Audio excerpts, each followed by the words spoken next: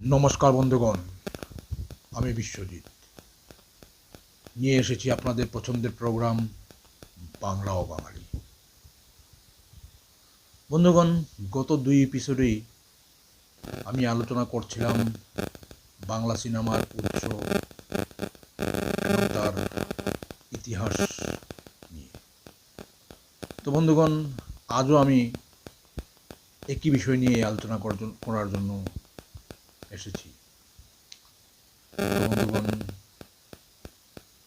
প্রোগ্রামের শেষ অবধি আপনারা চোখ রাখবেন আমার এই প্রোগ্রামে। তো বন্ধুগণ, শুরু করছি আজকের প্রোগ্রাম বাংলা ও বাঙালি। বন্ধুগণ, 1940-এর দশকে সত্যজিৎ রায়, ঋত্বিক ঘটক এবং মৃণাল সেনের মতো পরিচালকদের আবির্ভাব হয় এবং এর সাথে বাংলা সিনেমার স্বর্ণযুগের সৃষ্টি হয়েছিল,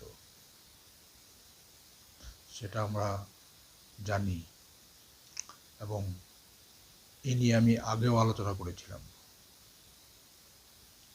বন্ধুগণ, এই পরিচালকরা বাংলা সিনেমায় একটি নতুন ওয়েভ ইন্ট্রোডিউস করেছিলেন। বাস্তব সমাজের সমস্যা এবং যা যা ঘটে চলত এইগুলি ফিল্ম আকারে নির্মাণ করতেন এবং যাকে বলা হয় বাস্তবসম্মত চিত্রায়ন। আজকে ডেটে আমরা যাকে প্যারালাল সিনেমা বলি বা কেউ কেউ এটাকে আর্ট সিনেমা বলে থাকে। যাই হোক, ওনাদের নির্মাণ করা কালজয়ী কিছু সিনেমা বাংলা চলচ্চিত্র জগতে সুবর্ণ যুগের সৃষ্টি করেছিল।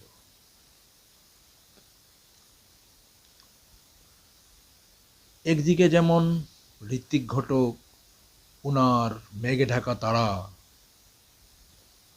সুবর্ণরেখা, কমল গান্ধার এবং নাগরিকের মতন সিনেমা আমাদেরকে উপহার দিয়েছিলেন। তো একই সঙ্গে মৃণাল সেনও কোনো দিকে পিছিয়ে ছিলেন না। ওনার রাতভর ছবি থেকে শুরু করে প্রতিনিধি, ইন্টারভিউ, ক্যালকাটা 71, কোরাস এবং পরে মৃগয়া সহ অনেক ছবি বাংলা সিনেমাকে উপহার দেন এবং আমরা কখনো ভুলে যেতে পারি না মৃণাল সেনের মৃগয়া ছবির কথা, যে ছবি দিয়ে তিনি সমগ্র বিশ্ববাসীকে মিঠুন চক্রবর্তীর মতো মেগাস্টারকে জন্ম দিয়েছিলেন, যার জনপ্রিয়তা শুধু বাংলায় নয়, শুধু ভারতবর্ষে নয়, সমগ্র বিশ্বে ওনার জনপ্রিয়তা ছড়িয়ে আছে। মিঠুন চক্রবর্তীর জনপ্রিয়তার বিষয় নিয়ে আমি আগামী দিনে অন্য একটা এপিসোড আমি করব। তবে আজ আমি আবার চলে আসছি 1940-1950 দশকের বাংলা চলচ্চিত্রের জার্নি নিয়ে। ঠিক একই সময়ে প্রফুল্ল চক্রবর্তী পরিচালিত ছবি জমালয়ে জীবন্ত মানুষ ছবিটির কথা আমাদের মনে আছে, যে ছবিটি সমগ্র বঙ্গবাসীর ভিতরে এক আলোড়ন সৃষ্টি করে দিয়েছিল। সেই ছবির আজও আমাদের মনে দাগ কাটে। আজও যদি আমরা কখনো টিভিতে বা কোনো চ্যানেলে যদি আমরা এই সিনেমাটা দেখতে পাই, তা আমরা অত্যন্ত উৎসাহিত হয়ে যাই এই সিনেমাটার জন্য। আর তারপর আমরা তপন সিনহার মতন ডাইরেক্টরের কথাও আমরা কেমন করে ভুলবো, যে তপন সিনহা আমাদেরকে দিয়েছিলেন গল্প হলেও সত্যির মতন সিনেমা, যে সিনেমাটা অত্যন্ত সুপারহিট হয়েছিল সেই সময়, বা আজও এই সিনেমা আমাদেরকে অনেক উৎসাহিত করে দেয়। এই গল্প হলো সত্যি শুধু বাংলায় নয়, ভারতবর্ষের বিভিন্ন ভাষায় এই সিনেমাটা বানানো হয়েছিল। হিন্দি সিনেমাতেও হিন্দি সিনেমাতেও এর উপরে সিনেমা হয়েছে, গল্প হলেও সত্যির মতন। যে সিনেমাটার উপরতে একটা মানে সিনেমা তৈরি করেছেন, আর এই সিনেমাটাও সুপারহিট ছিল।